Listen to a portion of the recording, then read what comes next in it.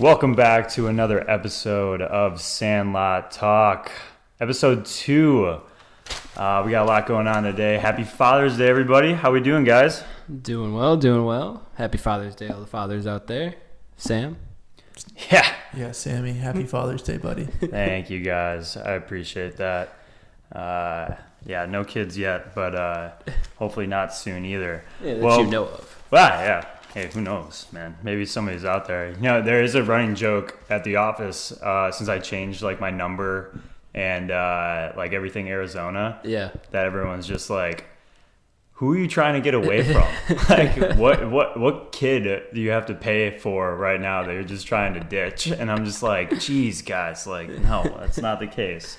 I haven't lived in Wisconsin in almost 10 years, so it's time to switch. Explain that to me, because I'll never want to change my number.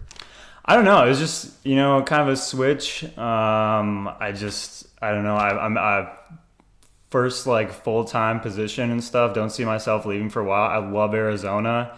I don't see myself going back to Wisconsin unless, the Brewers offered me a front office job or something to do with that. So, I'm here to stay, at least for now. Maybe down the road if something comes up, who knows? But for now, I thought it was time to make the change. I changed everything else, my license plate, and I was just kind of sick of my phone number because I call people all the time. Golf courses. I have different contacts, and every single time it's like, oh, what number is this? And so I'm just like, I just got over it. So I was like, now people see my 480. And they're like, oh, Arizona number. And usually they pick up instead of ignoring it and have to leave a message. Interesting. Okay. So everybody's different. Took me a month to figure out my new phone number, but that's okay. But welcome, you guys. We have a packed show for you today. We are breaking down the American League since we did the National League last year. I got my Seattle Mariners hat on today. Shout out Ken Griffey Jr. We are going to go through some stories of the week. We have our all-star voting. Everyone's going to go around, give our votes as we are a month away from the all-star game. And then we got some segments for you today. A little something new. We're going to play some Attic and Cellar and then Can of Corn. And I'll explain those when we get there. But let's get into it. How are we feeling about the American League, Taylor? Let's do it. Feeling pretty good. Yeah. Had to do a little bit more research. Don't follow the American League as much as the National League as we touched on last episode, but we're going to do our best this year. Definitely been taking more of a well-rounded approach when watching the MLB this year. Yeah, I have taken the week and been, starting to watch a lot more American League games. Yeah. I haven't really gotten the itch to watch them all the time. I find them a little bit more boring. It is different for us. We grew up watching all National League. Yeah. And this year we kind of get to see a lot more American League teams because of the new rules and everyone plays everybody at least once. Yeah. So it's a little different. Plus, we have our 10 years of fantasy baseball. It's just National League. So I was going to say, we follow. That league's going to come up, I'm sure, more than once throughout the podcast here. I'm surprised it didn't come up at all last week, really, but...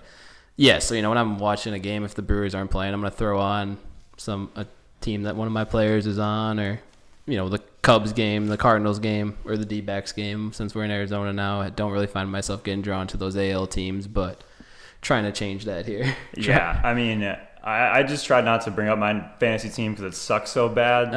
Same so here. I don't need to talk about that. We don't need that right now. No. Yeah, we don't need that.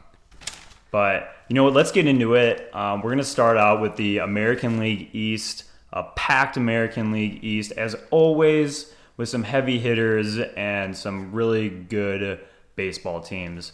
We're going to start out with the number one team in baseball right now, the New York Yankees. Yes. Yankees won 9 in a row until today, dropping to the Blue Jays 10-9. It was a great game. But the Yankees have just been incredible this year. They have looked like Yankees from the past, and everyone always says this, is that the Yankees, they're expected to be the Yankees and expected to do great things. And for them to not in the playoffs is so sad for especially Yankee fans. But it's just baseball's better when the Yankees are better, even though most people don't like them. Yeah, I agree. I think we talked about that last week a little bit with the Mets too. Like Mets, Yankees, Dodgers, teams that you love to hate. Baseball's better when they're good, when they're competitive, when you can root against them in the postseason, root for the underdog teams like the Rays or the Twins or whoever they're going to end up going against in that probably second round of the playoffs here, because they look like they're going to get the bye or one of the byes going into the postseason. But definitely agree with you.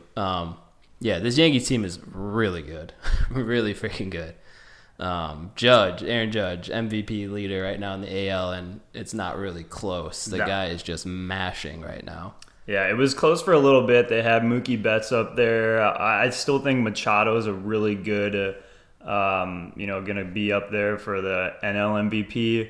But AL MVP is almost a runaway right now. Yeah. I don't think anyone can stop him. It was Vladdy at the beginning of the year. Those two were kind of going at it, but now Judge has just gone up leaps and bounds above anybody else. It's incredible. I have that in my notes. Literally, Aaron Judge equals MVP. Yeah. That's it right now. He's playing incredible baseball, and he's the key to this Yankee success right now. And I really love my other note I have for the Yankees is Nestor Cortez. Nasty Nestor. This guy is the feel-good guy of 2022. You can't root against this guy, even if he is a Yankee. Like, it's incredible. Reminds me a little bit of my hero, Bartolo Colon. He's, little on the chubby side out there. He's got the nice stash. He throws 90 miles per hour. If you looked at him walking down the street, you'd have no idea that this dude is absolutely filthy. Has a 1.94 ERA right now through 12 starts for the New York Yankees. I agree. He's definitely a feel-good story guy you got to find yourself rooting for. It just seems like the Yankees are finally starting to figure it out. They are playing as one. Their pitching staff has been incredible. They've been together for a couple years now, so they're starting to learn from each other and starting to play off of each other, and it seems like things are just rolling. And it's a good thing, too, because this was the first year it felt like the Yankees didn't get that humongous superstar signing in the offseason. I think that really helped them. Yeah, they really didn't add anybody to the team they had last year. Donaldson, I guess. Yeah. But more of a role guy. And then now all these guys have been together for a couple of years, at least the core. Yeah. And I think now is their time, and it's been really, really fun to watch. Let's play my favorite game again. Guess who has the worst ERA on the Yankees right now out of their starters? I'm going to go with Garrett Cole. Garrett Cole with a 3.33 ERA. 3.33. Montgomery's got a 2.72. Talion with a 2.70. We talked about Nestor, 1.94. And then Luis Severino has a 3.27 as well. Wow. All five of their starters have ERAs under 3.5. And then Clay Holmes, too. It looks like he has taken over the closing position. The guy has a sub-1 ERA. They're supposed to be getting Chapman back. And Chapman's soon. Coming back, so what are you going to do there? It's crazy. That's not a bad problem to have in baseball. Definitely not, no. So it's going to be interesting to see if Chapman goes back into that role. But if you're the Yankees, how can you not throw Clay in there? He has been so nasty. Yeah. I mean, I think you got to give it back to Chapman. He's a role as Chapman. He's one of the better closers and, been one of the best closers in the game for however many years now, but I definitely think he's got a much, much shorter leash than he would prior to getting hurt. Yeah. I mean, he blows the saver too, especially postseason time. It's going to be Clay Holmes in those high, importance innings for sure. So the only last question I have about the Yankees is, do you think Judge is going to hit 60 this year? He's got 25 right now. What are we? We're a little over like a quarter, a little close to halfway through the season, right? Close to halfway, about a month away from halfway point. So we still got a month left before the All-Star break. Yeah, I mean we've got 67 games played, so a little over a quarter. 60. I think he gets there. I think I would love to see it. Yeah. Baseball needs something like that, and if it's one guy to do it, Aaron Judge is that guy, and I would really love for that to happen, especially with no steroids. But who knows what's down the road. Allegedly. But the guy's huge. I mean, it's going to be really fun. Yeah, I mean, playing in Yankee Stadium obviously helps. I know he's mashing everywhere. It doesn't matter, but down the road, playing in Yankee Stadium is going to help him too. 60 is definitely not out of the question. Definitely not out of the question. Austin, you think he hits 60? I was just thinking about that. It's going to be close. It's for sure going to be close. When's the last time a guy hit 60? Whew. That's a great question. I mean, last time, I can remember probably McGuire, Sosa. Like that's the two names that pop into my head. Sosa, McGuire. I mean, if you're really doing it, 2002, Barry Bonds hit 72, so I guess he did hit 60. But I mean, the last guy to hit in that era is the steroid era. So I think it'd be great for the game to see somebody that's not in the steroid era hit 60. It'd be cool to see who's like the next guy. I mean, Mookie Betts has got a lot too. Yeah, but that injury is going to hurt him, so it could be bad. Yeah, that's a disappointment because who's going to be like the other guy? Like, it'd be fun to have another Sosa McGuire. Like, who's going to match the next one and get on top? And funny enough, it's the guy across the way, Pete Alonso. Is smashing the ball right now at an alarming rate. He might get there. I don't think he does because of his low average, but plus Citi Field's pretty big too. Citi Field is big. He does have the left field, which is a lot easier to hit into a home run than the right field is. But just right now, I would say Judge is the only one that I can think of, unless somebody gets really hot. Somebody's got to get hot. I say we're close to the All-Star break. It's gonna come down the wire. I can't wait. Well, moving on to the second place, Toronto Blue Jays. Unbelievable that they are 11 games back in second place with a 38-28 record. They won today against the Yankees, pushing them a little bit closer, but I really, really love this team. They have a very young core. Vladimir Guerrero Jr. is going to be in MVP talks every single year that there is baseball and he is around. The kid is phenomenal, and they are exceeding expectations, I think. They made some great offseason moves, getting Matt Chapman around third base to really round out that infield. Losing Marcus Semien wasn't great, but looks like it was a smart idea because he's not doing that well in Texas, and we'll touch on that when we get down there. But I really like this team. I think they are the wild card team this year for the American League, and I don't think anyone's going to touch them on that. Yeah, I agree with that statement. I don't know if I agree that they're overachieving or that, it's kind of what you want from the Blue Jays. I mean, you would think going into the season that they would be competing with the Yankees or the Rays or the Red Sox for the top of that division there. I don't think anybody saw the Yankees doing this and being this good. So that's kind of reset your expectations. But they should be that number one wild card team far and away, very comfortably in that position, playing probably the winner of the AL Central in the first round of the playoffs there, which will end up being a great series. But yeah, I mean, if you look at their competition in some of the other divisions, I mean, for that wild card spot, Angels, Rangers, Guardians, White Sox, their biggest competition is probably within their own division right now with the Red Sox and the Rays. Red Sox have been playing really good ball recently. But yeah, man, they're a fun team. They're just a fun young team who's finally getting it all together. Like you said, they lost Semien, but they still got the core guys together. Got George Springer over there, who's finally been performing really well for them this year, having a great season.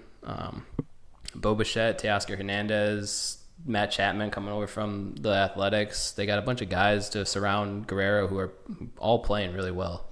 Yeah, and shout out to my guy, Alek Manoah. This guy is my Cy Young pick for the American League. He's 8-1 right now, 1.67 ERA and 68 Ks and a .91 whip.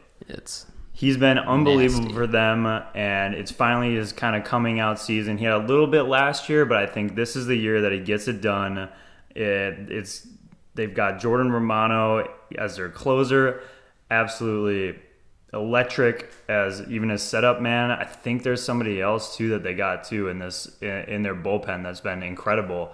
They just have a very well-rounded team, and I guarantee they make the playoffs this year unless something drastic happens. But now they are looking like a playoff team right now. They should be. They're another team like we talked about kind of last episode, a lot of those NL teams where they just need some help from the back end of their rotation, especially come postseason time. You're going to obviously throw Gausman and Manoah out there, but then it's kind of like who else from their rotation can step up and do something. Barrios? He's having an okay year. Yeah. 4.65 ERA, but you want more out of him.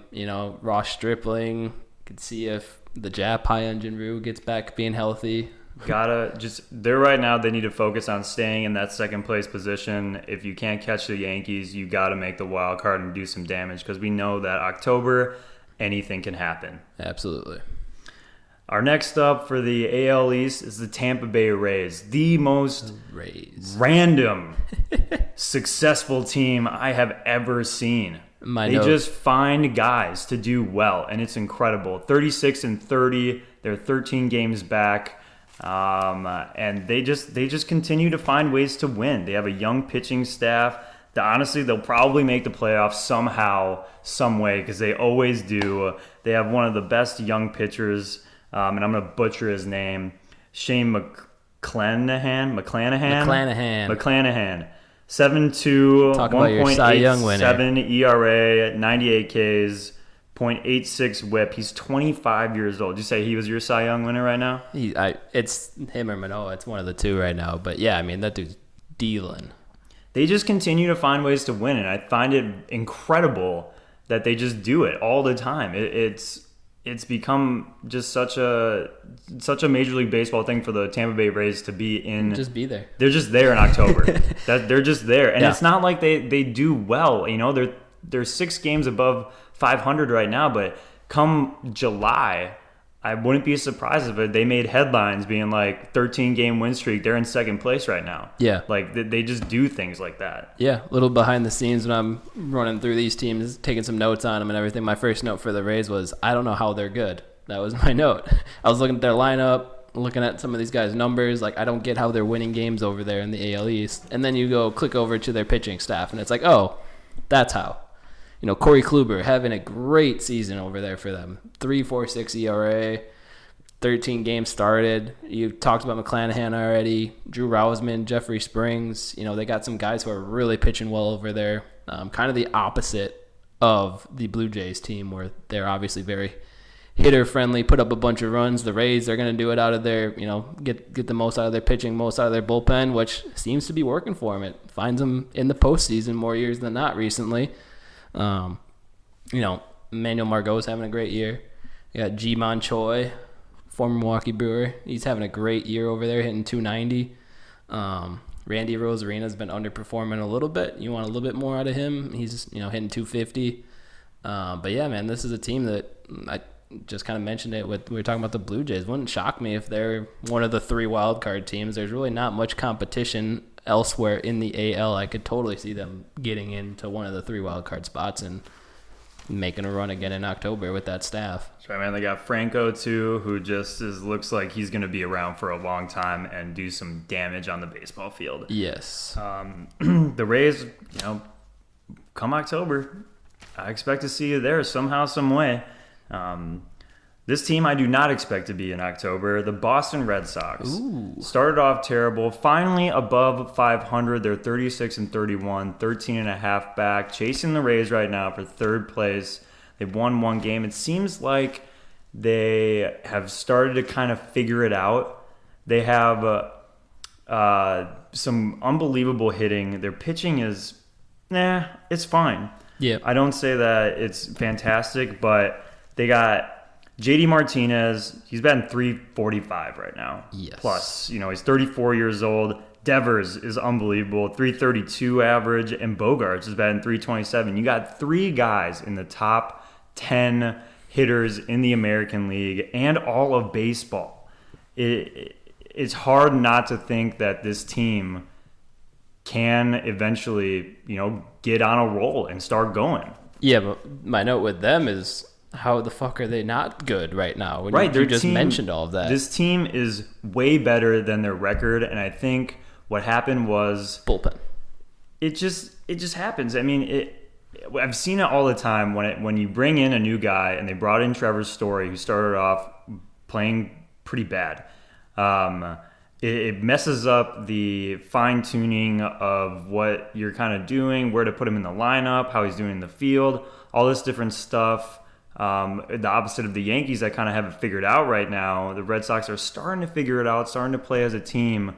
But with Chris Sale coming back, and all of this, kind of momentum that they've had in the past couple games, they should be so much better than they are. They should not be in fourth place in the American League East. Guess how many guys on the Red Sox have had save opportunities this year? I'm going to go with 6. 9. 9. They've had 9 different guys come into the game with a save opportunity. They have Hansel Robles leads them with 6. He is 1-2 with 2 saves. They've tried Matt Strahm. He's 2-2 with 3 saves out of 5 chances. Jake Dykman had a little opportunity. He went 1 save out of 4 chances. I could go down the list. Tanner Huck is the only one who has performed admirably in that role, going 4 for 4 with his 4 opportunities. But they need to find their man. They need to find their closer. And I think I'm trying to see who has been their guy recently. I want to say they've moved more towards Tanner Hook. But well, we talked about it with the Phillies last week. It's just another thing that bullpen. Yeah, Hook is 2 for 2 this past games. week. Yeah, ending games are so important. Yeah, especially in the late innings because guys get tired. Baseball's a long game. You have to have guys that can finish a job and finish the game. And the Red Sox just haven't been able to figure that out. Yeah, I mean, their staff is pitching well. Pivetta, Evaldi, Rich Hill is still out there doing the damn thing. I mean, 4.4 ERA, but that's kind of what you expect out of him. Michael Wacha's found his home. It looks like finally he's got a 2.28 ERA right now through 11 starts. It's not their starting pitching. It's not their hitting. It's the bullpen. It's the end of games. I mean, follow a couple of Red Sox fans on Twitter, and they're always bitching about their bullpen. Even in this series against the Cardinals, I've watched, I think, every one of those games towards the end of the game because they were all good games, all close. And inevitably, the Cardinals had runners on in the 9th inning with the game tying or game-winning run up to the plate. Luckily, the Red Sox have been able to pull those games out, but I tend to disagree with you. I think this is a team that's going to keep getting it together. I think they're going to stumble into October. I don't see how they don't. I think that they might overtake the Rays in the AL East. I don't see, like I alluded to before, I don't see the Guardians or the White Sox or the Rangers or the Angels really getting and competing for that second, third wild card spot. I definitely think 2 out of these 3 teams from the AL East are getting in between the Blue Jays, Rays, and Red Sox. And I think out of that group, the Rays might be the team I leave out. What are your thoughts on that? I think it's going to come down to we are going to see some wild action in September within this American League East. It might not be for first place, but it could be a fight for the wild card with 3 teams battling at the end of the season, which is also so exciting. But it's crazy how the American League East and the National League East look like they're the best, divisions in baseball right now, with just massive amounts of talent and massive amounts of, just skill. Yeah, it could be anybody out of any of those guys. So it's crazy to think that the Red Sox right now are in 4th place in the American League East, but I think that will change.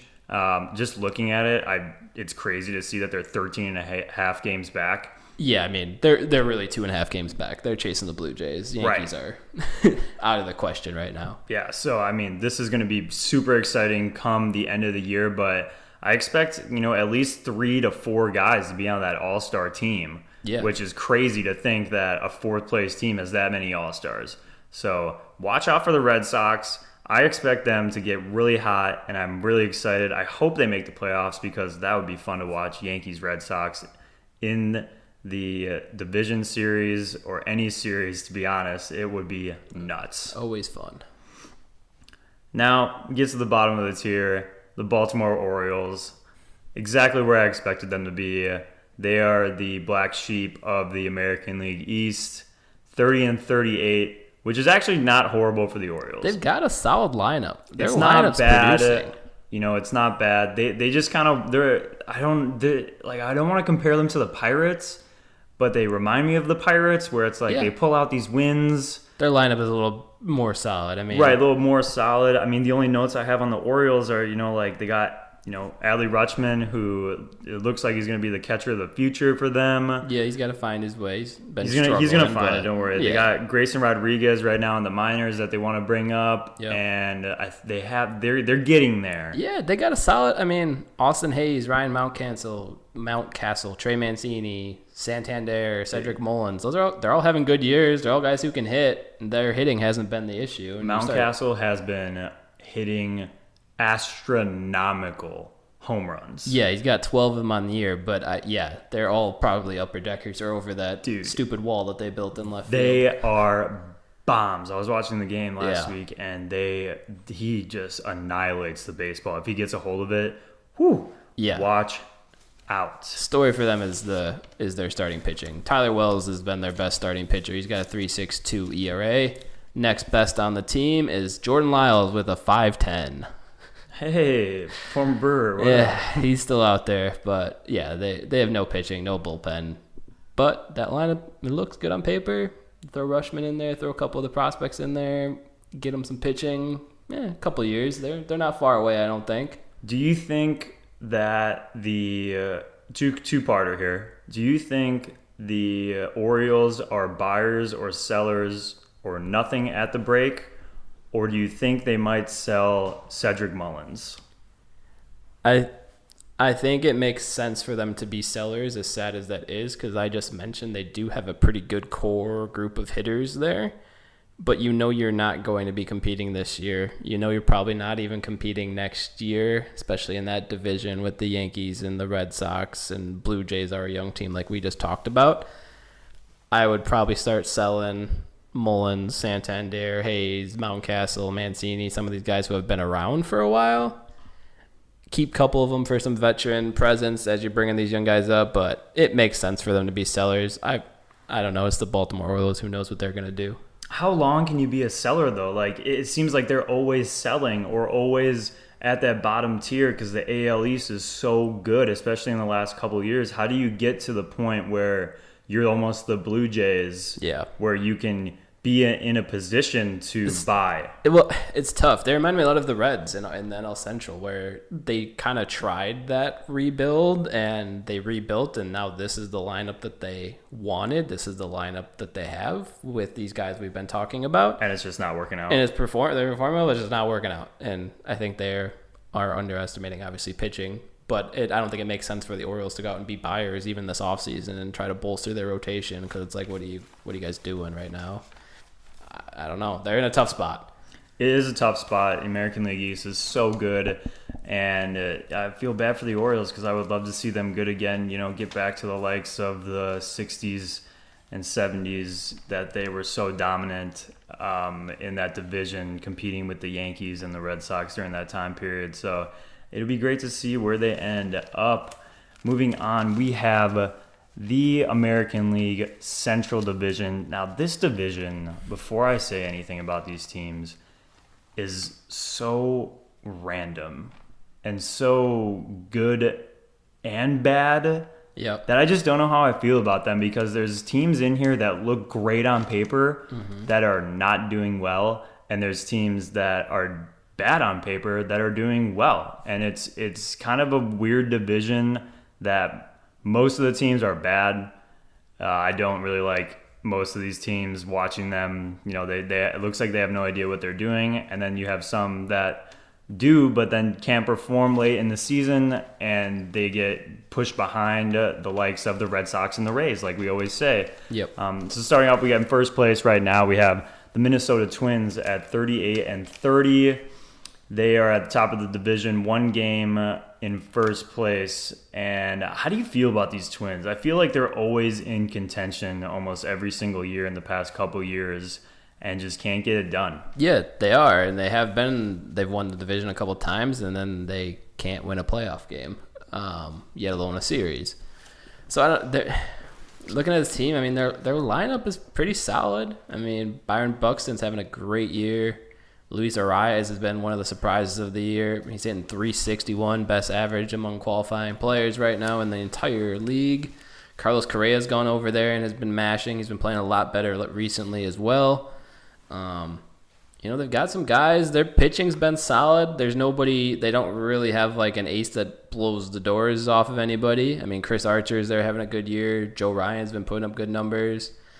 I mean, they should be. I don't know. I don't know what to think about the Twins, because my hot take is not really that hot, but I still think the White Sox are coming back and winning this division. But the Twins are a team, like you said, they're always just kind of there. They make the playoffs. They don't do anything. So it's almost like until they can make the playoffs and actually win a game or win a series, who really cares? It's just like I said, on paper, the White Sox should be in first place. Yeah. And it's crazy to think that they're not. Yeah. And I have on my list, they should win this. The Twins should win this division right now. They just look like the best team in this American League Central. They got great pitching staff, young pitching staff that just looks dominant. And they just got Lance Lynn back, who's probably going to get hot. All these different guys are, Tim Anderson should be coming back. Yasmani Grandal, who's been hurt. Michael Kopech, who got hurt. All these guys, when they're healthy, the White Sox should be, that dominant team. Yeah. So, it's crazy. I'm not really sure what to think about the division, but this is going to be an up and down division all year. I don't think there's going to be a runaway ever. Yeah, I agree, because we just glanced over the second place team in that division, the Cleveland Guardians. Only a game back. Only a game back for the Guardians, 34-28. This is my surprise of the year. Yeah, 100%. I since losing Lindor, it looked like the Guardians were going for a rebuild, and they almost looked like they were going to be sellers at the break. Jose Ramirez was a name that was brought up a lot for a trade bait, but right now it looks like they're going to be buyers at the break. They're going to go for this because of how well they've been doing. They're kind of the opposite of a bunch of these teams. They started out the year real hot. Stephen Kwan and Owen Miller were just mashing. They're kind of cooling down back to where they should be. But, I mean, you just mentioned Jose Ramirez is arguably top 5 hitter in baseball right now. He's got an OPS over 1,000. He's got 16 home runs, hitting 305.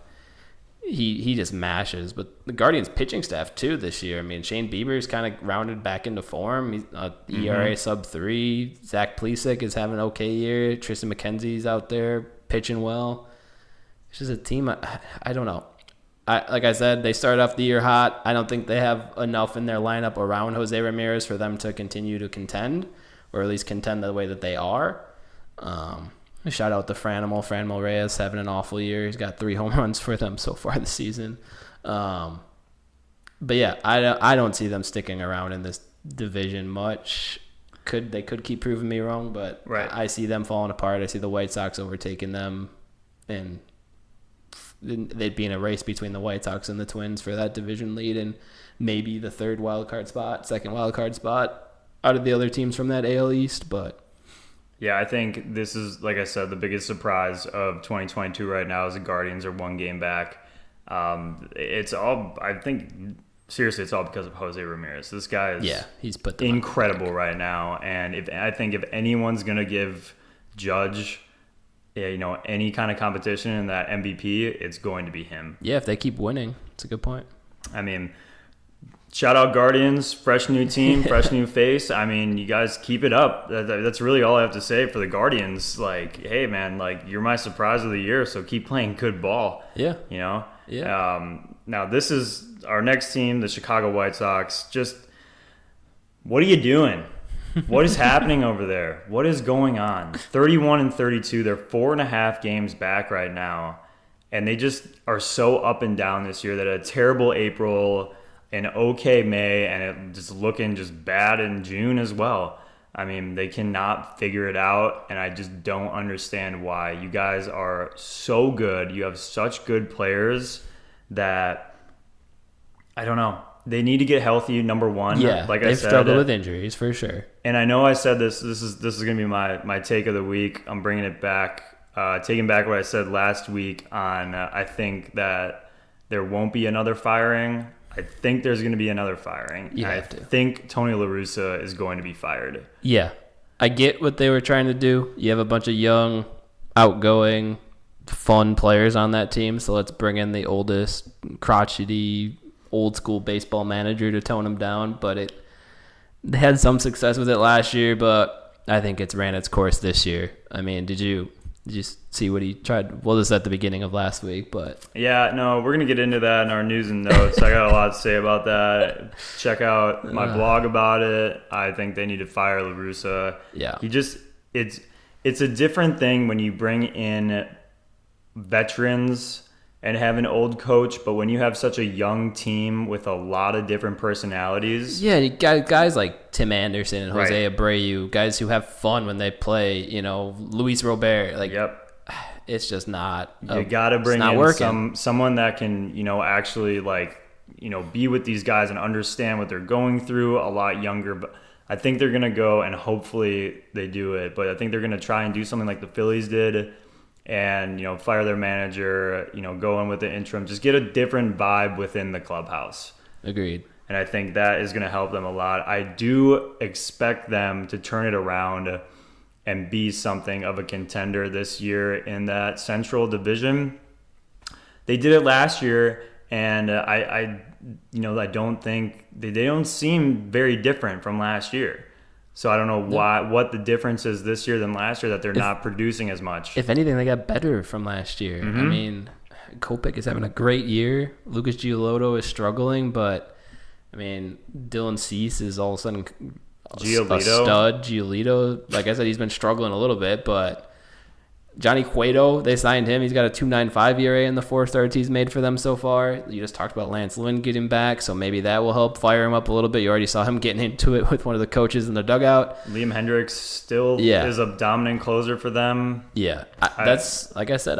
I think this team's winning the AL Central still. I don't care. I mean, I know they're 4.5 games behind the Twins right now. They're the best team in the Central, and I don't really even think it's that close. They just got to figure it out and get it together. Yeah. So, anyone listening, White Sox fan, do better. Yeah, just do please. better. That's all you need to do. Because they're a fun team. You want to see Tim Anderson. You want to see those guys like we talked about the Angels, and we'll talk about coming up. Like, you want to see those guys in the postseason. Like, they're great for the game of baseball. I want the White Sox to be good. Yeah, absolutely. I mean, who doesn't love those White Sox black jerseys, man? Some of the coolest ones. Them and the Pirates. If you have black in your jersey, you're cool. Absolutely. That's the bottom line.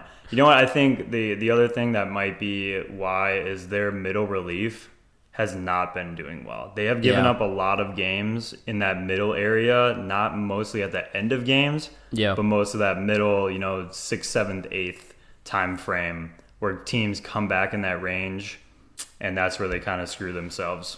Yep. And then the bottom tier of the American League Central, these teams have no idea what they're doing. I have no idea what they're doing. If somebody knows what they're doing, please let me know, because I have no idea. The Detroit Tigers...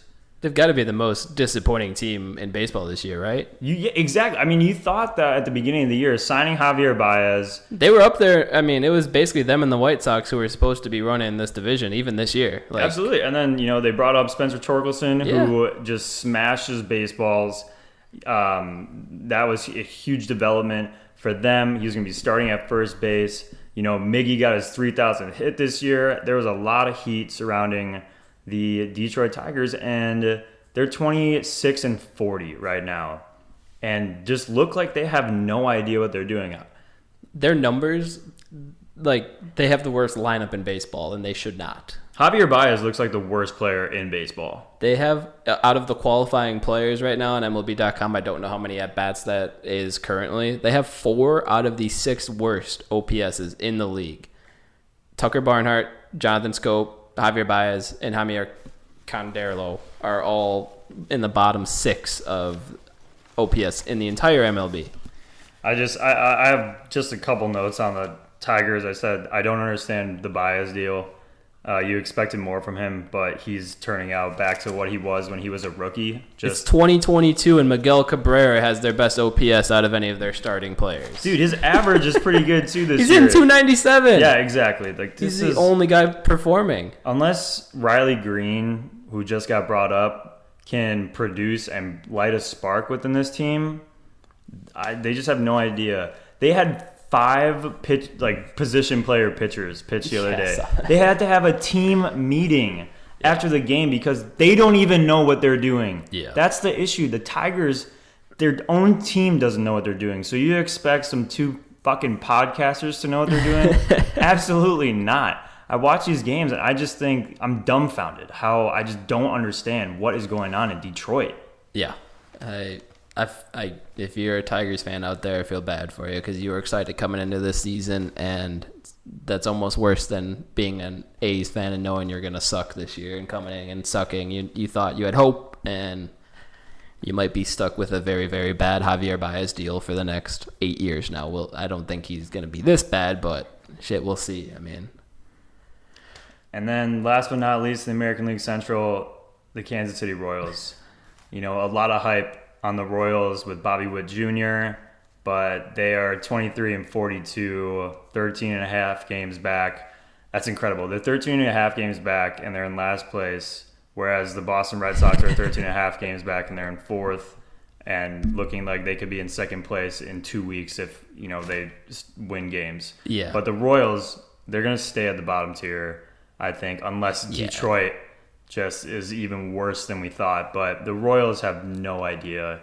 They are complete sellers at the break, I think. Yeah, they're like the Orioles. Their lineup, like, they got some guys, they got names who have had success in the past. They're all just having, Andrew Benintendi is the only one. He's in 295. He's having an okay year, but like Bobby Witt is struggling, Salvador Perez is struggling, Carlos Santana is struggling, Whit Merrifield struggling. Like, these are all names that, even a somewhat average baseball fan recognizes.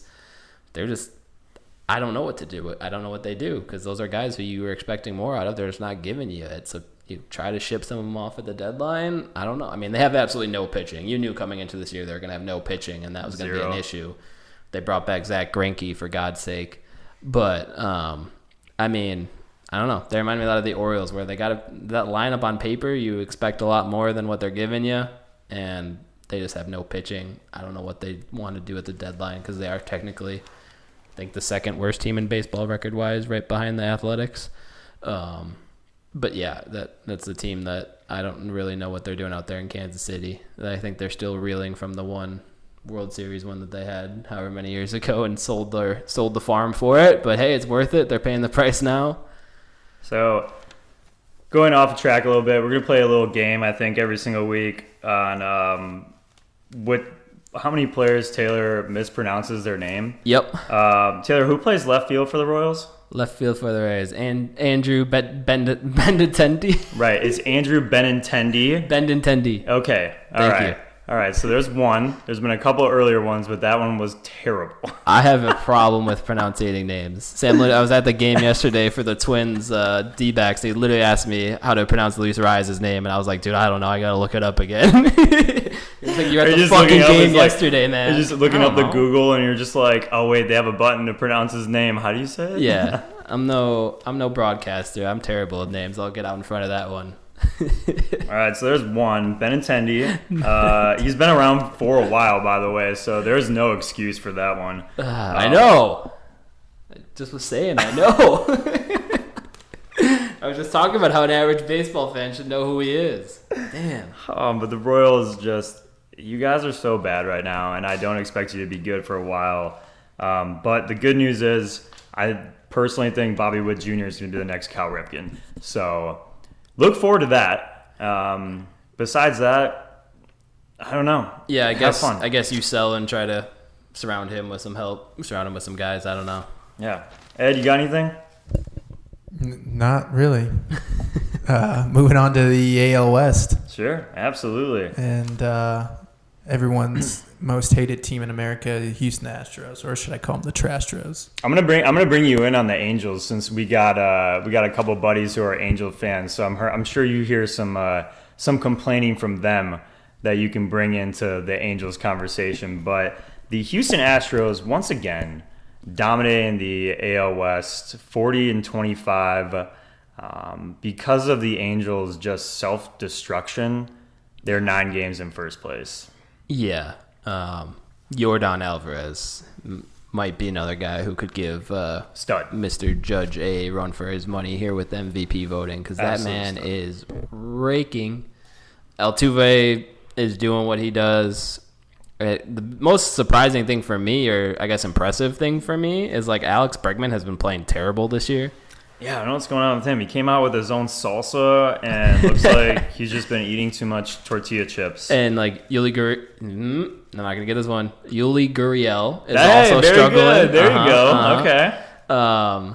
Yeah, I mean, those are two big parts of their team, big part of the lineup who are not playing as as they should or as they have in the past, and they're still just winning ball games. Jeremy Pena looks like possible AL Rookie of the Year. Him and J-Rod show out there in Seattle, but yeah, they're fucking good, man. That's all I got on the Astros. They're really fucking good. Shout out Justin Verlander. I was about to say, Jesus Christ. How can we not talk about this guy? Yeah. Fucking Verlander. He's got 8 wins, Yeah. 9 quality starts, 1.94 ERA. This might have changed too. I took these notes on like Wednesday. He's up to a 2.3 after his last 2.3, start, but still. Yeah. Plus, what is he? Over 80 Ks right now. Yep. What's his whip at? A .89. Yeah, 0.89. Wednesday was an 8.1. It's incredible. The guy's an ageless wonder. Yeah. Whatever you're taking, Verlander, I need when I'm your age, my man. Astros just fine pitching. I think it's Kate Upton. Yeah, Kate Upton. Shout out Kate Upton. Rubbing him down real good. Framber Valdez is also having a great year. Luis Garcia. Guys that just, it's the Astros. I don't know what they have. I don't know. It's not even the sign stealing, because when they were stealing signs, obviously that has nothing to do with their staff. But Garrett Cole went over there and unlocked whatever he did. Greinke was amazing for them over there for how many years? Their pitching development is insane over there. That's what happens when you have fucking guys from NASA in your front office. Yeah, they know what the fuck they're doing. Shit. Spin rate, and they were the first kind of pioneers of all of that shit too with pitching. So shout out the Astros. They're just a good fucking team. You know, from losing your number 1 draft pick in Correa and a pivotal guy in their rebuild and, World Series win, it's incredible that what you guys are doing, and I see only continued success, especially in this weak AL West. Yes.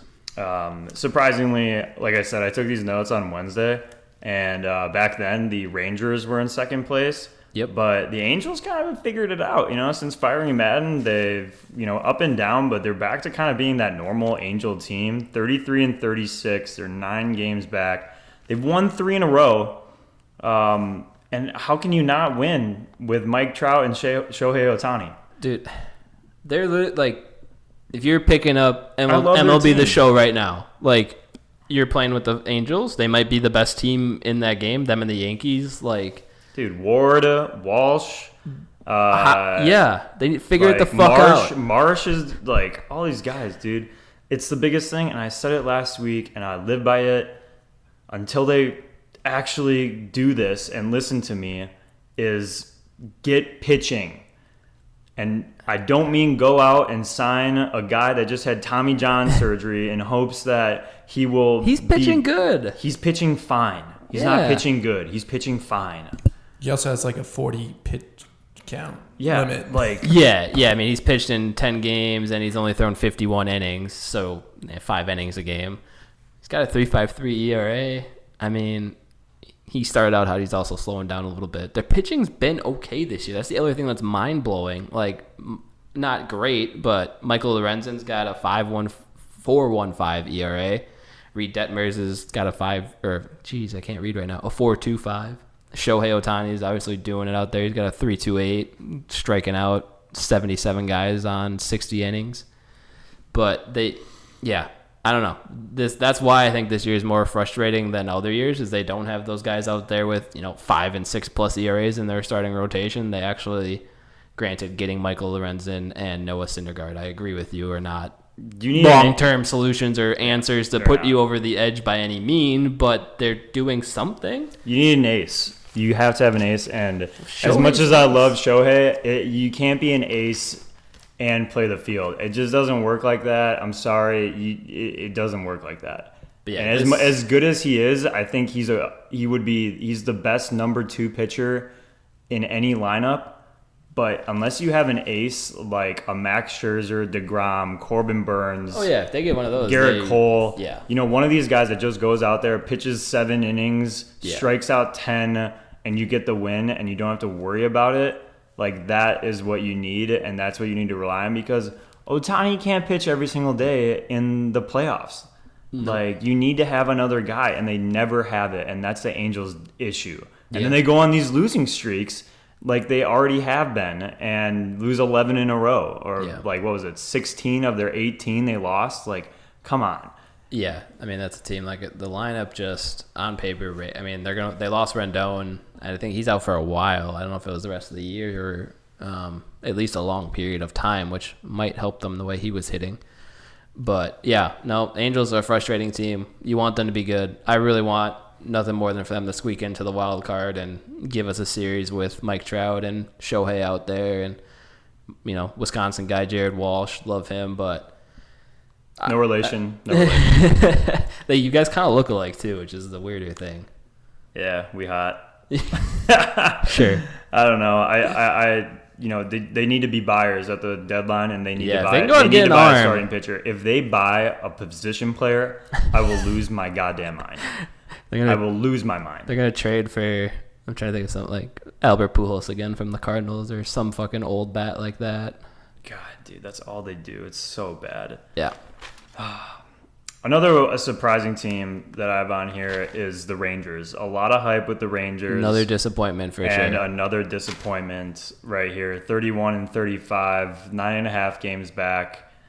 They just look lost out there. Well, they spent $500 million with a B, $500 million on Corey Seager and Marcus Semien this offseason. And while Corey Seager has 15 bombs, he's hitting 230. Marcus Semien is hitting 223. And that is with him playing very well the last couple weeks. He started off, I think he didn't hit a home run until literally a couple weeks ago. He was batting 190 at one point. Yeah. I think through like 2 months of the those season. Are your two big acquisitions, really not paying off the way you thought they were. And they have a lot of potential on where they're going with some younger talent.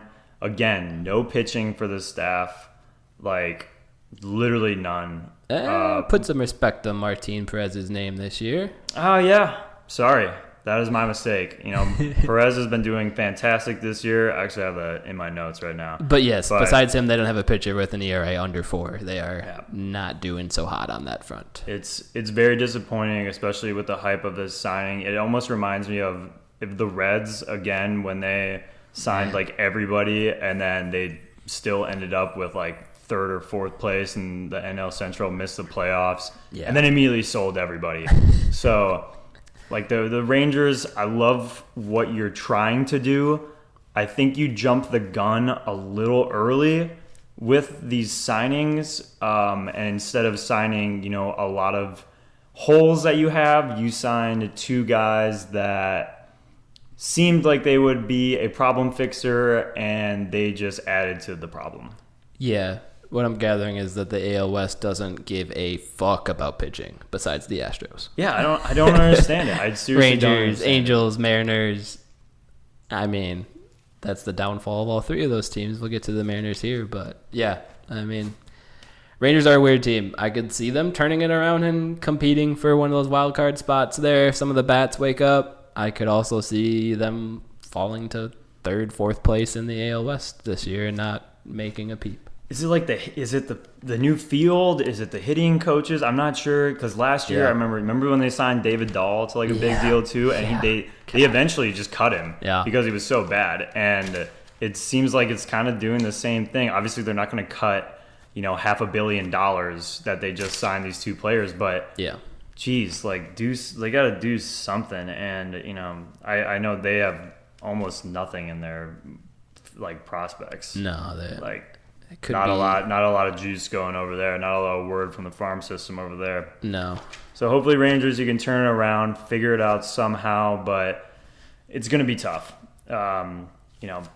This next team I think is going to be a contender in the next couple of years. They're not there yet, but I think they can push the Astros off of the mountain.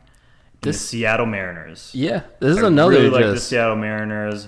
I am not wearing this hat because I'm a fan. I'm wearing this hat because I'm a Ken Griffey fan. It's a must-have for any Griffey fan. The Seattle Mariners, 29-39 right now. They're 12.5 games back. I really like this team a lot. Yeah, they got Julio Rodriguez is like the fastest man on earth right now. J-Rod. Yeah, dude. They got Ty France is going to be an all-star. Put some respect. They got Logan Gilbert, who is pitching phenomenal this year. Who the fuck is this guy? Right? Like, the guy's 25 years old as well. 7.2, 2.22 ERA. 76 Ks, 1.06 whip. He's having a great year, and the Mariners have a great thing. J.P. Crawford's finally figuring it out, man. This guy's been around for a while, and he's finally starting to figure it out. They got a really good lineup. And it's tough to see them in fourth place in this West. It's a weird spot to be if you're a Mariners fan, because I'm with you. I agree. They got a bright future. All these guys, they were almost a playoff team last year. Like, they were in it to the last week of the season for that last wild card spot. And you go out, you sign Robbie Ray this offseason. You're thinking, hey, that's the piece we needed. Like, we got the same guys back. They made that deal for Eugenio Suarez. I mean, they added to the team last year, and Jesse Winker was in that deal too.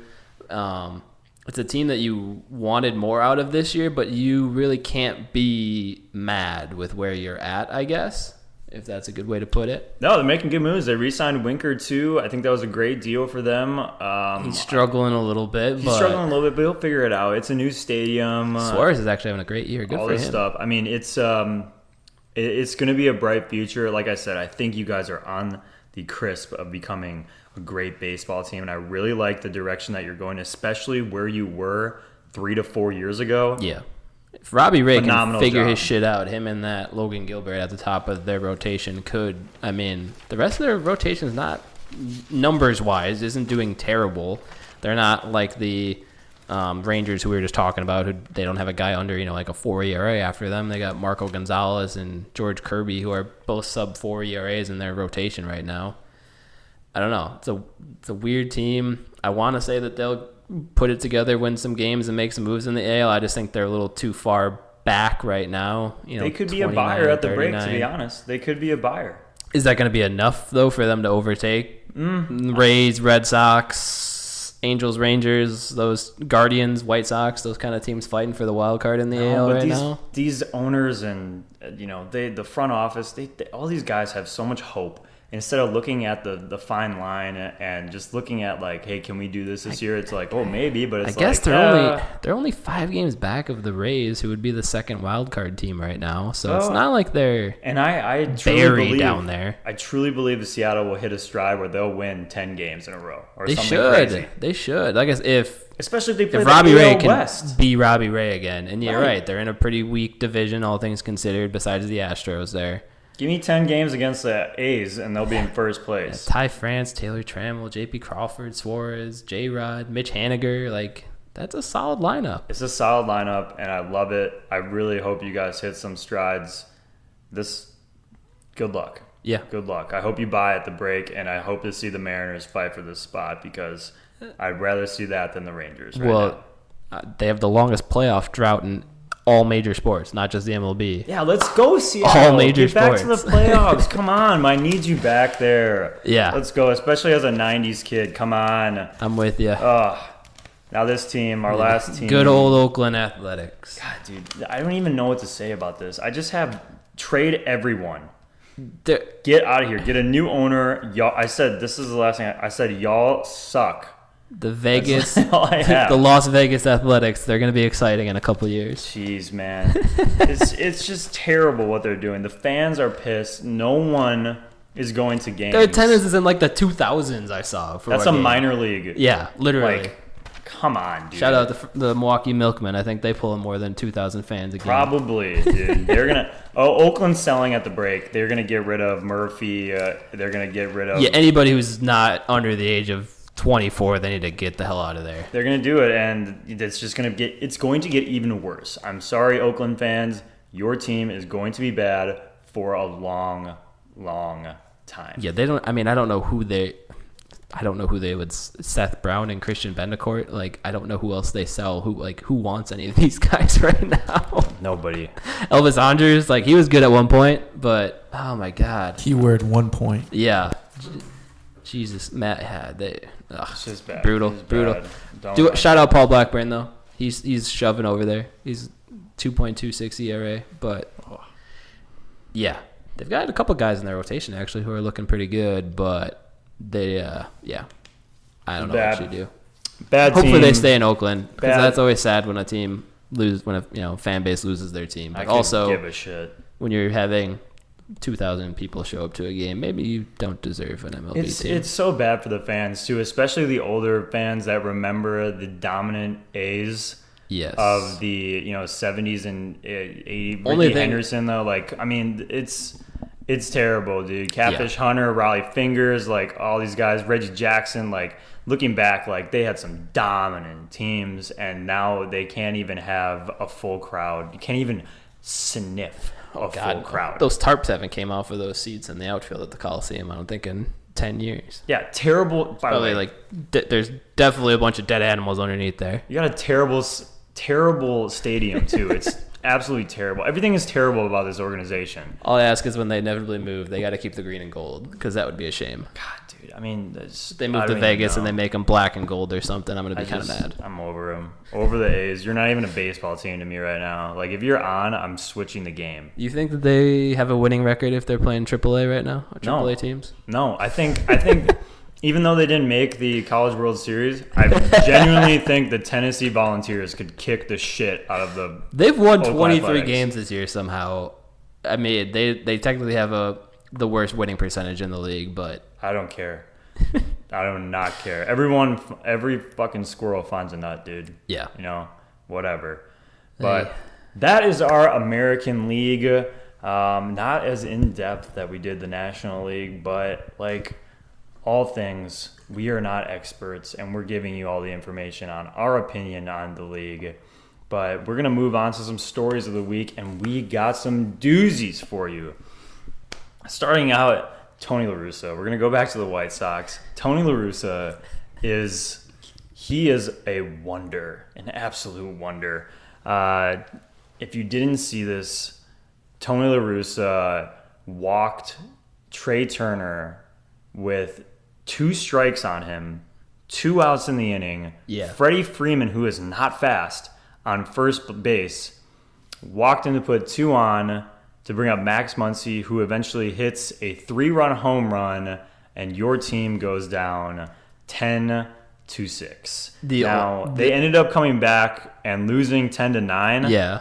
But rethinking that, if that didn't happen, and let's say Turner hits that on the ground, that's 2 outs. Well, Freeman, and there's a force at second base to get Freeman. Well, that was what happened. That was the only defense. Freeman stole second, if I remember the situation correctly. So there was an open base at first. That's why they put Trey Turner on. But also, what the fuck does that matter when a guy's in a 1-2 count? I don't care if it's Barry Bonds up at the plate. It's the Los Angeles Dodgers, too. Yeah, and Max Muncy's on deck. Every guy in that lineup can hit. So it makes 0 sense to me to do any of that. I read the tweet that kind of, basically just like said Tony La Russa just walked Trey Turner in a 1-2 count, and like thought for sure I read that wrong. It was like, what, like in what baseball world does that even make remote sense? We've had a couple of those this year. Joe Madden walking bases loaded down Corey by Seager. 1 run.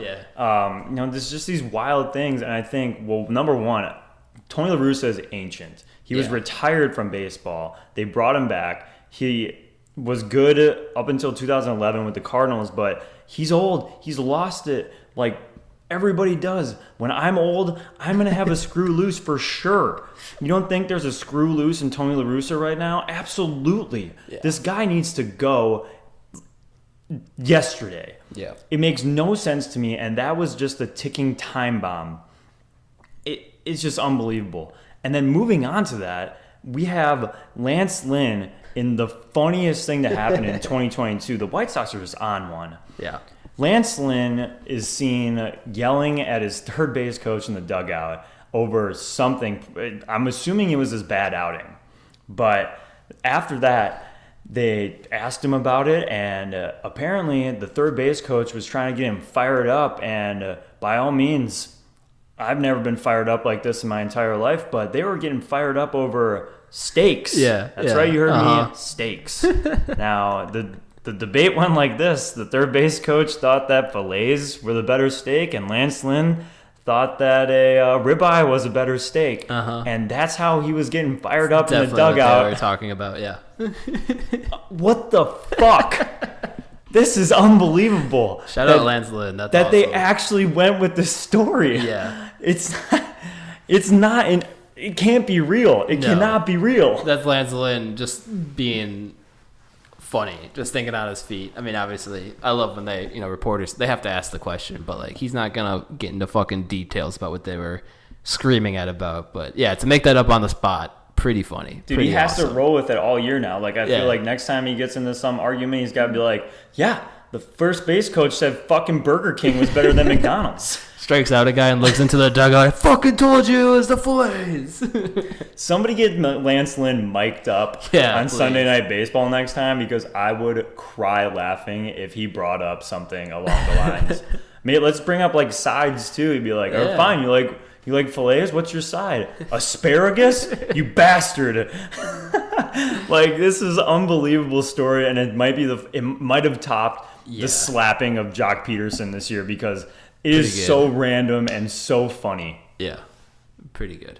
Tony La Russa's like friends with the White Sox owner or GM, one of the two I was reading, because like, how you don't fire that guy on the spot, having the season that they're having, making that decision to walk Trey Turner and you end up losing that game. Like, he should have been gone that night. Don't get back on the bus with the team. Leave, Dude, La Russa backed up Lance Lynn too. He's like, yeah, ribeye's better. And I'm just like, bro, get me the fuck out of here. I don't know what's going on right now, but yeah, the White Sox are just, they need something. They need to turn it around. This is just getting too much. They're starting to become just a marketing tool for Major League Baseball instead of winning games, and just trying to stay relevant when they can't win games, and it's been bad. After that too, after the La Russa decision, he was later, they lost on Sunday on a comeback win by the Rangers. He was booed out of the stadium. Oh yeah, they were chanting "Fire La Russa." Like, that's strike two. Yeah. That's strike two in like 3 days. Chicago fans don't fuck around, but yeah, they were booing him and chanting "Fire La Russa." So he's on just the thin ice right now, as he should be. Anyway. Yeah, if it wasn't Tony La Russa and he wasn't, like I said, buddy, I think with the owner, I think he's gone yesterday, like you said. But I hope he makes the right decision, because they need something. He's clearly not the answer for that team. Get him the hell out of here. So, but for real though, filet or ribeye? More of a filet guy, not big into the fatty, Filet guy? Yeah. Yeah, you do look slimmer today. Proud of you. Thanks, bro. Ed, what are you? I don't know. I'd have to taste test and do like a sample platter. I'm a tomahawk steak guy. And, big eater over there. Oh yeah. Okay. You can't go wrong with the filet. You can't go wrong with the ribeye. But you can't sit down and eat a tomahawk. Not the whole thing, but it. Then why do you order it? No, it's like more of like a grilling thing, that you cook for the family. So you're just grilling up tomahawks randomly? I've done them in the past. Okay. They're good. Where do you go? Medium rare? Medium. Okay. Yeah. Not bad. That's the right answer. I No, think it's not. Whoa. Medium rare. Medium rare. Okay. I can do medium rare. Medium rare. as long as it's not well done. Oh yeah. I agree. We're all grown-ups in here, right? I mean. Yeah, Lance Lynn, come talk to Austin over here, because he's a big tomahawk guy. Apparently. Speaking of tomahawks, let's talk about the Braves. Yeah, man, tough loss for the Braves. Ozzie Albies going down. How long is he out for? A long time. Yeah, that's a tough loss. He's very key to that team, and as we see now, they dropped 2 to the Cubs. Yeah, let's not gloss over there on a 14-game winning streak. Yeah, they hadn't man. lost in the month of June up until barely lost in the month 2 of days June, ago, and then they lose to the Cubs twice, which is so random to me. Like, at least be a good team. So Atlanta announced that Albies underwent successful surgery Wednesday in Green Bay, Wisconsin. There you go. The hell? Shout out. Yeah, he fractured his left foot. He's Good going to be out a medical. while, out at least 60 days. I'm assuming he might be back for the postseason if he had surgery on it. That's usually actually speeds up that recovery process a little bit. Fractures usually take 2 to 3 months, so he might be ready when he gets off that 60-day IL actually, which would put him out right at about September, October. Hey, man, this is a huge loss for the Braves because the Phillies are creeping. Yeah, And absolutely. they need to continue to win because I think the Phillies, I said this last week, don't be surprised. Don't be surprised if the Phillies start making a run. That division is very interesting right that now. is Philly's playing good ball. huge Braves loss. obviously playing good ball, even though they've lost 2 to the Cubs. Yeah, losing Ozzy Albies obviously hurts them. You can't really feel bad for the Braves. You would say poor Braves. They lost, they lost Acuna last year, but losing Albies this year. But they did also win the World Series last year, so you can't really feel too bad for them there. Yeah, I'm excited to watch the Braves and see how they kind of overcome this and see what happens with their lineup. But as for now, our former boy, Arcia, I was going to say. he's been doing all right. Yeah, he's been playing well if for he him can over there. continue to do well for them while Albies is out, that is huge for the Atlanta Braves. Absolutely. Going into some more exciting news than injuries, we almost had some no-hitters last week. 2 no-nos, real close. Oh, man, real close. I know Austin's going to get into one of these, but we had Miles Mikolas. Let's keep track of how many times Sam. Oh, dude.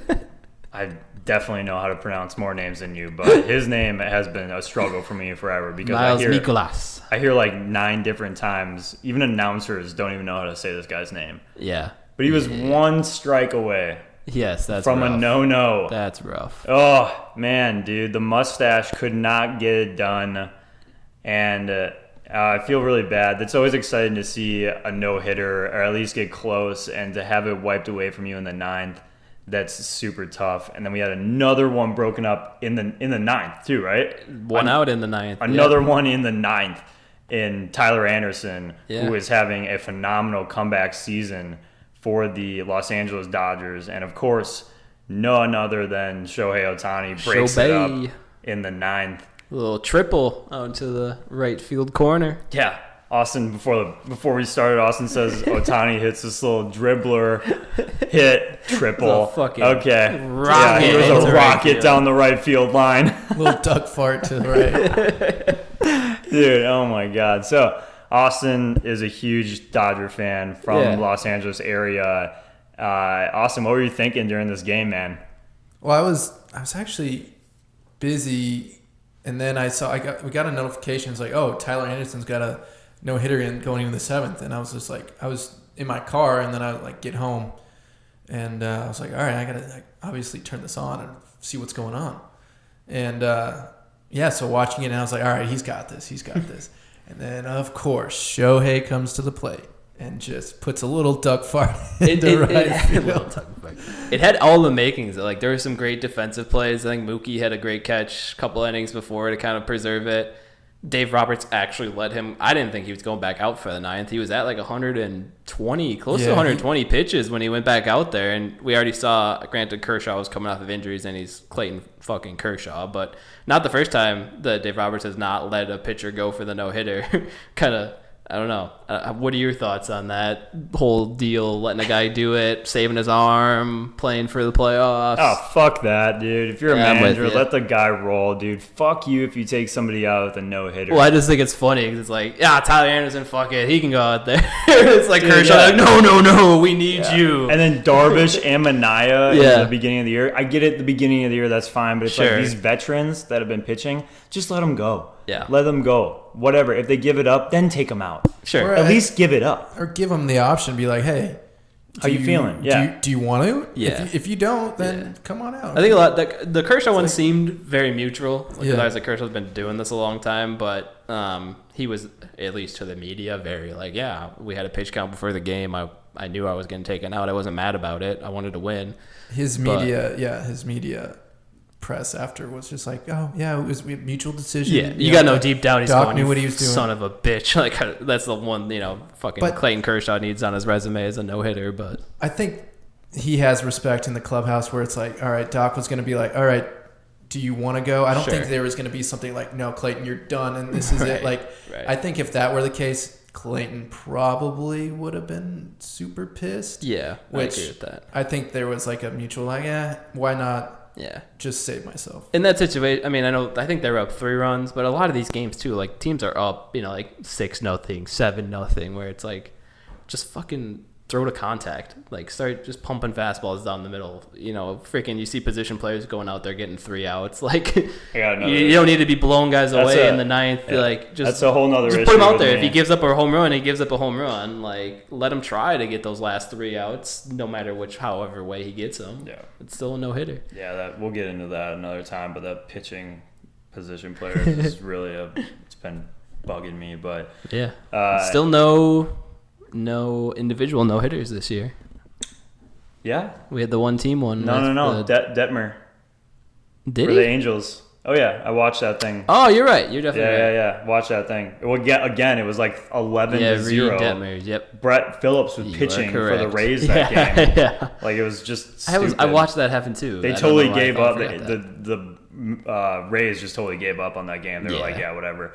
But it's so funny, too, because I was watching the Tyler Anderson one, and I was just thinking to myself, like, this would be the guy to throw a no-hitter. Oh yeah, it's never a Cy Young candidate. It's never like this top of the line guy. It's always this random dude that you're just like, what? Yeah.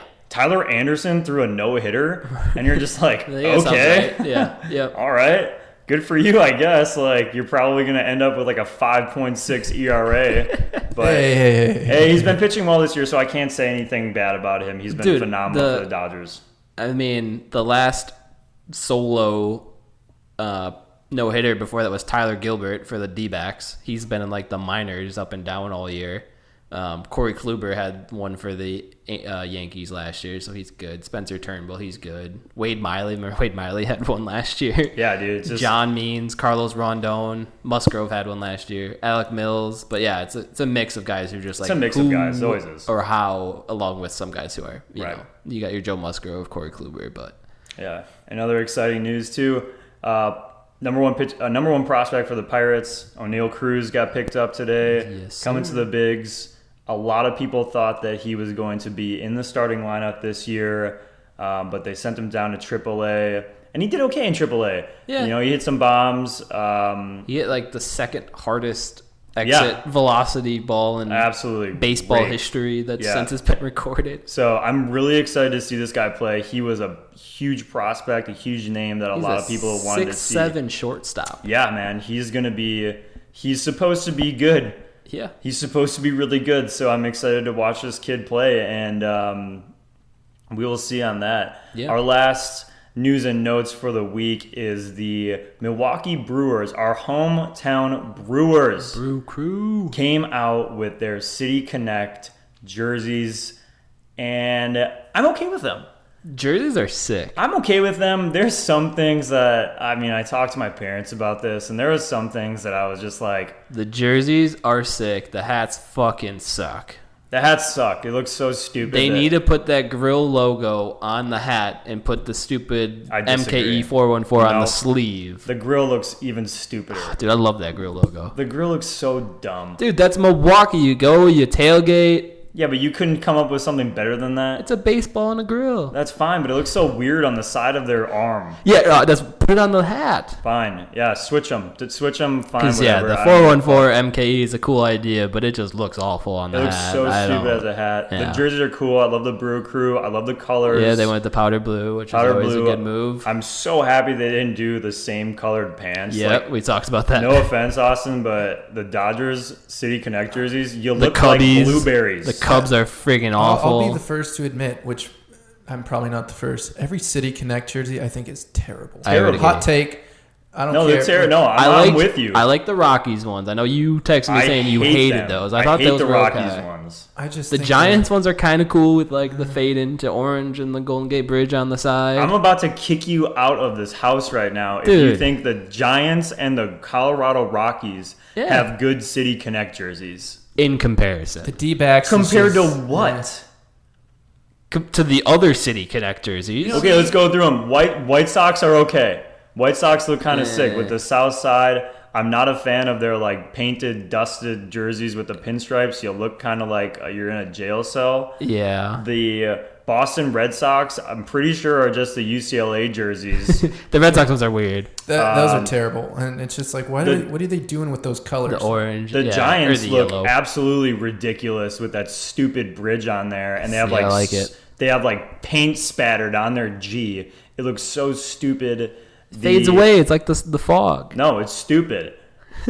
What's another one? Keep naming some for me. I'll the yell Angels, at them. I think, aren't bad. Angels aren't bad either, but they fucked up on the number. Yeah. What are they doing in the front of that number? Yeah. Get rid of that thing. The It's D-backs, stupid. the D-backs aren't bad, but they're nothing special. It's just D-backs are the best ones. the tan No, jersey. the tan's that says weird. They're the best Serpentine on it. ones. You don't like the Rockies ones? Dude? No, dude, the Rockies look I think so the Rockies fucking are okay. stupid. If No, it they, looks so if they went stupid. with white, Just jersey. Just jersey. if they went with white pants, I think it Yes. probably would look again, better. the green pants look terrible. I am with you on that. We're talking straight jerseys here. Terrible. Whatever. Dodgers, I hate it. Dodgers are stupid. Yeah. The blue. I mean, Dodgers if they are put the awful. white pants again, Cubs might have the worst. Cubs do have the worst. Cubs are horrible.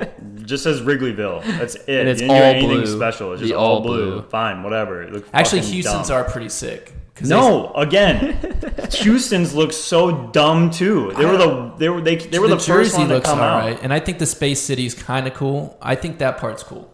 Oh my god. I'm with Sam on this one. These I are don't terrible. Like the It, Astros it ones. might not All look of them the are greatest, terrible. but The Astros hat's cool with the little orbit around their H. But Fine.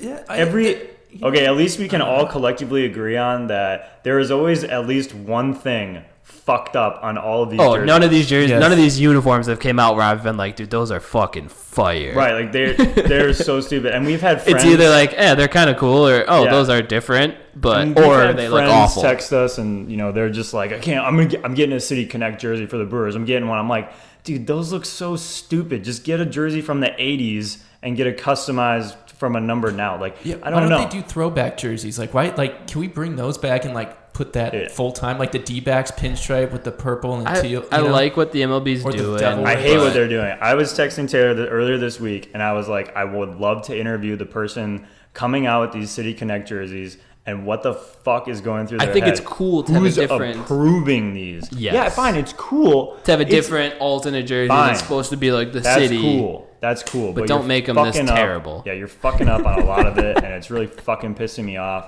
I was really nervous before the Brewers ones came out because the rest I've been like, Yes, ugh, they're not as bad as they not could as have bad, been. but they're not as bad as I Because thought. yeah, D-backs so. ones are boring. They're just tan. Boston's got the really weird yellow and blue. It's the UCLA. Cubs are terrible. It's just straight blue Wrigleyville. I'm not a huge fan of the reverse pinstripes for the White Sox ones, like the weird South Side writing on it, all black, whatever. Yeah, the Astros, Space City, nothing special. Dodgers are terrible. The Marlins ones are pretty bad. I Those are personally bad. like the Giants ones, and the Ugly. Nationals, dude, with the freaking gray and pink flowers, Ugly, like ugly flower print on them. dude. And people are gonna get mad at me. They're gonna be like, "But they're paying, it's to honor our city and all that." I don't fucking care. The Royals They're ones fucking weren't ugly. terrible. They're Those so were the newest ugly. ones before the Brewers. The because the Angels one just came out. The Royals ones aren't awful. I like the Rockies ones. I The feel like I Angels would ones are pretty rather bad. have sponsorships all over jerseys than you creating these absolutely disgusting things that people are wearing. Like, can you imagine being Brandon Crawford and Brandon, I don't know if you like the jersey or not, but being a veteran and just like showing up on game day and being like, I have to wear this thing again. Those Angels ones aren't terrible. I feel like these guys are like that. The Giants, even looking at the Giants, I'm looking at them again. I think if they go simple, I think those are the better ones. Yeah. Like, But then it's not like you're like, oh man, those are sick. It's just like, oh yeah, No, like the they Angels ones could've- are like, yeah, it's a different the G on the Giants looks terrible. I'm not a big fan of the orange hat. The Golden Gate on the sleeve's pretty cool. Dude, I could wear the orange hat hunting in Wisconsin and be fine. Can we please stop fading colors? Like, I'm looking at this this faded G on the Giants, and it's like white to this. Yeah, it's orange. like the smog. You know, we did it for the U of A, our football jerseys and basketball jerseys. It's I'm terrible. like, what? No, I'm with you Why on are that, people though. loving this fade? It looks terrible. I don't think there has been a good jersey where like, the colors fade. City Connect is the worst. It's a great idea, but I think you didn't think about it a lot, and I think you really shit the bed on this one, guys. But Brewers ones are sick, which I'm proud of because that's my home team, and I'm glad I don't have to look at puke all the time now. Yes, I'm a big hat guy, so the hat being disappointing hurt me inside. I mean, but the jerseys are sick. So. They're not great, and you definitely stand out. And if that's what you're going for, you succeeded. Congrats. Yeah. Oh my God. But I got to move on to that. Otherwise, I'm going to just yell more on how ugly these things are. But I want to hear your guys' picks for the All-Star game so far. We are a month away, so this may change. The final voting comes out at the end of June, but I'm curious to see who you guys have right now. You want me to start? Yeah, sure. Go ahead, Taylor. NL? Yeah, whatever you want to start with, dude. My starting catcher for the NL team is Wilson Contreras. Okay. I don't think it's really even a question right now. He's been having a great year for a shitty Cubs team. Sure. Austin? I'm not going to comment until afterwards. I was going to say, my baseball day-to-day knowledge has slipped away since I have retired from the game. Yeah. But, the team I follow most is the Dodgers. So I think the whole Dodgers lineup can be the NL All-Star team. You're not. They might as well be, dude. You're not wrong. And I think literally almost every single person on this team has been an All-Star at one point or another. So I was going to say if anything, I mean, obviously Mookie Betts, Freddie Freeman, Trey Turner, I think are all worthy.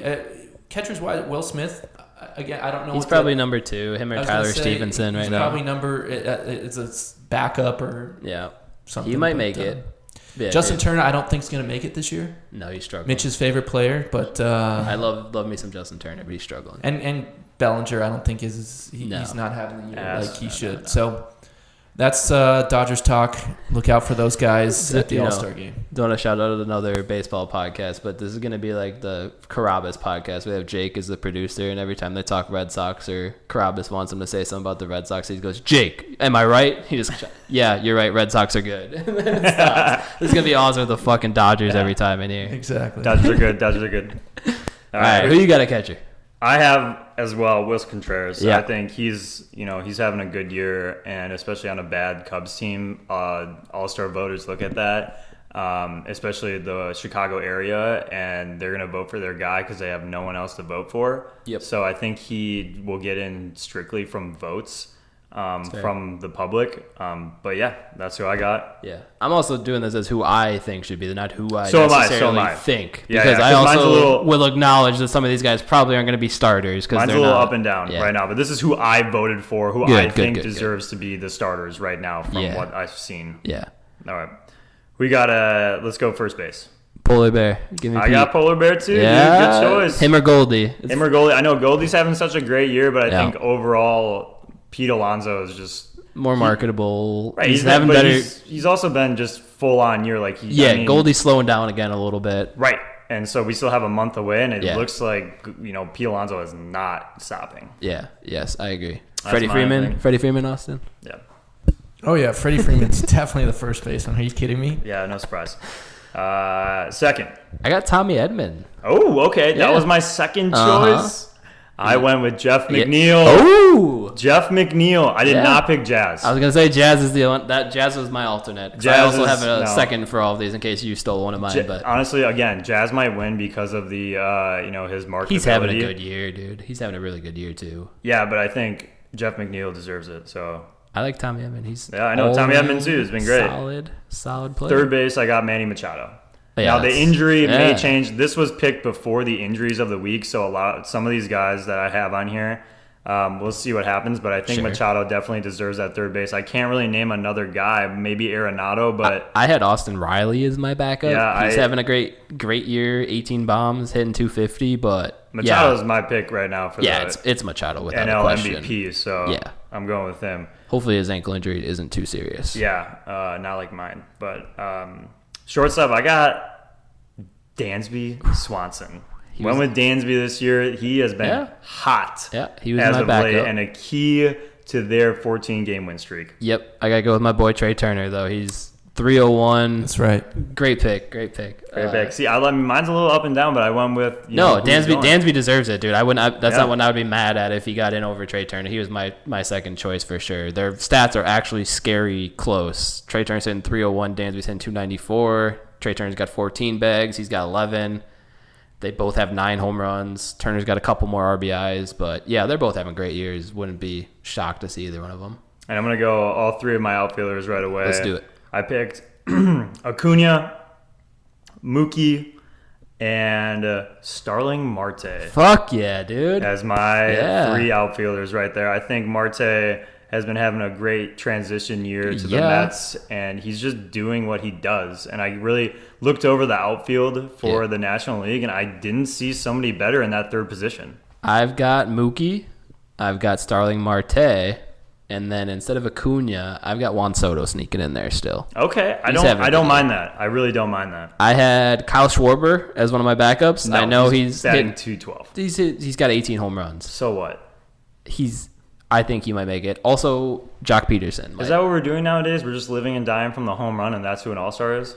You look at OPS, dude. That's kind of been the gold standard of guys' performances. He's hitting 826 OPS. He's not getting hits, but he's got a 343 on base percentage. He's getting walked. He's driving in runs. He's hitting bombs. I could just see all of Philadelphia just picking all of Phillies. Yeah, that too. Yeah, so Jock also deserves to be in there as a backup. Jock's been having a great year, so he's not a starter for me, but I wouldn't be surprised if he's a backup. Yep. And then my DH. Next question. The man, my absolute favorite guy in baseball to watch, Bryce Harper. Yeah, not even close. It's not even close. You love him. It's not even close. Some say we look like twins. Oh, some. Some say, I say, my mom says, stuff like that. But those are my picks for the National League. I think we're very similar, Taylor. Yeah, that was pretty close. Yeah. So I'm surprised about that. But a couple here or there. But I'm surprised by that. Yeah. The AL, we got it first. I got Alejandro Kirk from the Blue Jays. Bro, he's a catcher. Yeah. Oh, didn't you say catcher? I said first base. Oh, I'm sorry. I have my catcher first. Give me Ty France. Yep. Need some respect on Ty France's name, dude. That dude just rakes. That's all he does. 2 for 2 right there then, because I'll say it too. I had Kirk as my catcher as well. He's been doing fantastic for the Blue Jays, and Ty France is just he rakes. I think Vladdy might get in over him either there or maybe they'll throw him at DH. Again, marketability. Ty France deserves it. But Ty France has been doing so much better than Vladdy. Yeah. Vladdy had that really hot streak, and then he cooled off tremendously. And Ty France has just been consistent. It's really going to piss me off. I think he deserves it. So, vote for Ty France. Yes, let's go get some Mariners in there. It's going to piss me off when fucking Anthony Rizzo is their starting first baseman in the AL. But yeah, we got a second. Altuve. Do you? Yeah. I have, I think this is wrong, but I know, how did I fuck up on my own voting? I have Andres Jimenez. Yeah. For Cleveland, but what does Arias play? Technically first base. Is he playing first? That is what he's listed as. Oh, okay. Yeah. I thought he was second base. I think he plays kind of all over. Does it utility? If I am not mistaken. Yeah, I have Jimenez at second base. He is listed as a first baseman. Altuve, fine, whatever. That was my number. That was my number 2. More deserving. Yeah. Third base, no brainer. This is Jose Ramirez. If it's not Jose Ramirez, just fuck off. Yeah. Rafael Devers is up there too. He was my other pick. Dude's hitting 330 right now with 16 bombs. Yeah, that's a close one, but Jose Ramirez deserves this. Yeah. 10,000%. He's literally the Cleveland Guardians. I almost said the Indians right there. The Cleveland Guardians team. Shortstop, who you got? This might be a toss-up. Tim Anderson. Oh, so did I. Yeah. Okay, yeah. Timmy, you got to have these guys that are fun to be around. He's hitting 356, dude. Yeah, 356. He has been injured, and like I said, we have a lot of these guys on injury, and it's going to be Xander Bogaerts is he was my backup. Yeah, me too. But it's going to be interesting to see when we come back and when these guys come back, because we have seen it in the past that these guys just say, fuck the All-Star game. I want to get healthy for the season. Yeah. So these picks could be way off. Sure. Outfield, I have Byron Buxton. Okay. Aaron Judge. Uh-huh. And Mike Trout. Uh-huh. Is there anybody else?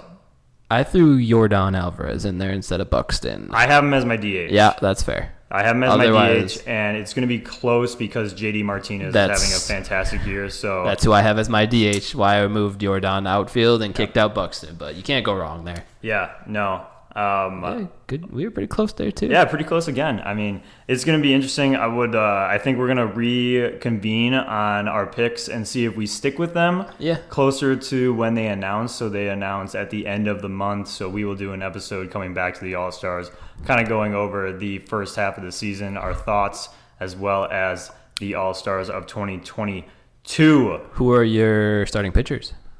Oh, I didn't even vote on the starting Ooh. pitchers because they just come out with random people. But I feel like for the National League, it's got to be Musgrove. All right, I think Corbin Burns gets in. Sandy. Sandy for sure. Sandy's who I picked, and then Musgrove. And then I don't know how many other ones you get. I just but- did a starting pitcher. I didn't You just go did through- one? Yeah. Oh, okay, yeah. I like who's going to start the game. Oh, who's going to start the game? Okay, I for put sure. Sandy, but Musgrove also can't go wrong Who do you there. think for the American League? I got Manoa. I'm going Verlander. Yeah, McClanahan could also be there. too. Verlander, I wouldn't be surprised if they throw Verlander in there. Yeah. Because, like, it's Justin Verlander, and Yeah. who knows how many years he has left, Agreed. and All-Star games, but right now he is an All-Star pitcher. Absolutely, he is. Yeah. Unbelievable. That is our All-Star picks. Very interested to see how this goes. But let's play some games, shall we? do Some it. segments. Let's do it. All right. So our first segment in Sandlot Talk is going to be Attic or Cellar. Now, Attic or Cellar is three guys that are overperforming, that we think are overperforming for the year, and then three guys that we think are underperforming for the 2022 season. This could get controversial, or we could burn some bridges over here on who we think, but what we've seen throughout the year, this is who we've got. Taylor, who are your overachievers or your attic right now? I've got Wilson Contreras. He's always been a very solid player, but he is just playing like out of his mind this year. I don't think he's necessarily going to be able to keep the pace that he is keeping up right now. I've also got Joe Musgrove. I mean, he's been a guy who's had filthy stuff in the past and has kind of put it together this year, but again, just doesn't have the history of being a sub-2 ERA pitcher like he is right now. I don't know how sustainable that is. And then the other one I got is Brandon Drury. You know, he's been a bright spot on a pretty bad team, but he's been playing out of his mind. Again, a guy that has never really been able to put it together behind the dish. So those are my kind of three overachievers, three guys I'm interested to see if you think will be able to keep it up, or you think it's just kind of the first half and they're going to fizzle out. I think that Contreras and Musgrove will continue success. I think that's fair. I think Contreras' average is going to go down significantly throughout the year because he does hit a little plateau, and we kind of see him hit around the 260 range, maybe a little bit less. I'm hoping that he goes, in his contract year, and he's been the talks of a lot of trades lately, that he continues his success. I think Musgrove has figured it out. Yeah. And I think he figured it out last year, and I think he's going to continue to figure it out this year. He's been unstoppable this year. But I think Brandon Drury is going to lose it. I don't think that he will be your attic, come, July or August when we're talking about this again. Yeah. But I like that, Taylor. Sounds like you put a lot of thought into that. Well, try my best. Good. All right. Yeah. My attic right now is Luis Ariz, coming out of nowhere. Yep. Love it. I love this guy's leading the league in batting right now.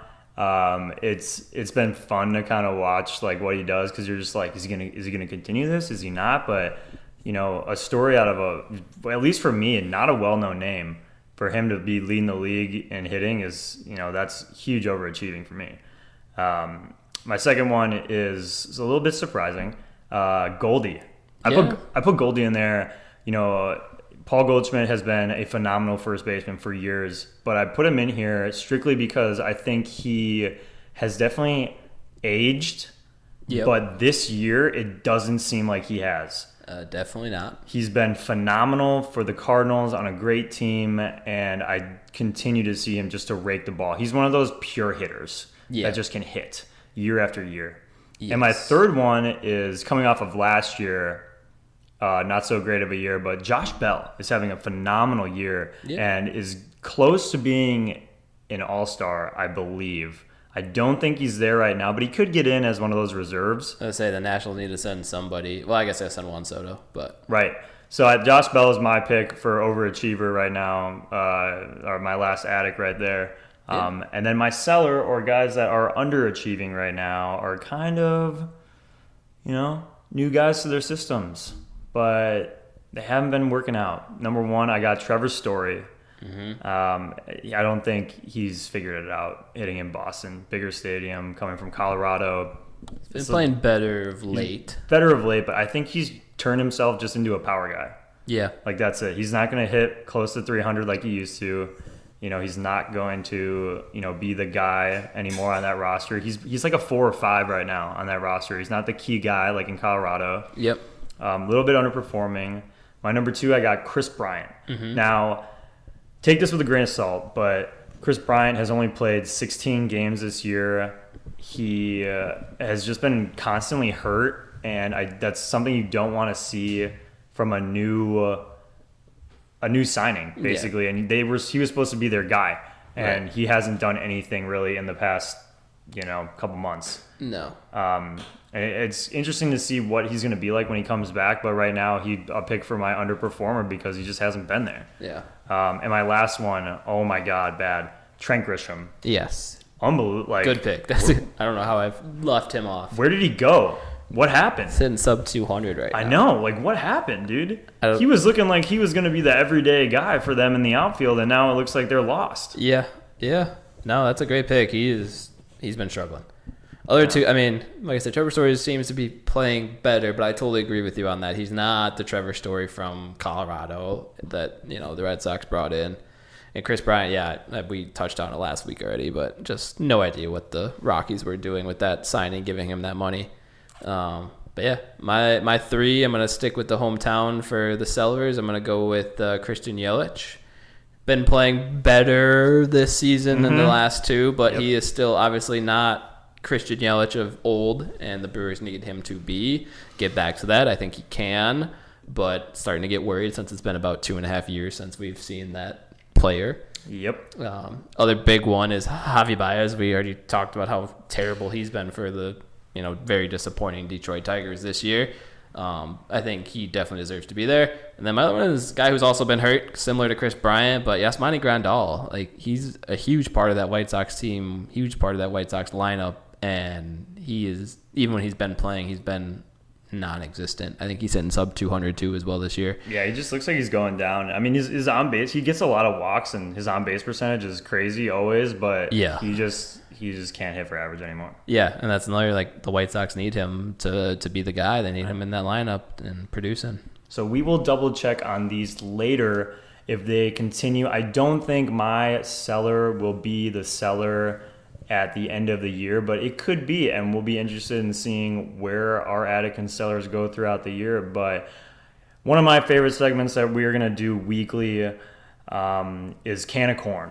Now, Can of Corn is going to be our picks of the week, and we are going to come reconvene next week and see how we did and keep track of our records to see who has the better week throughout the year.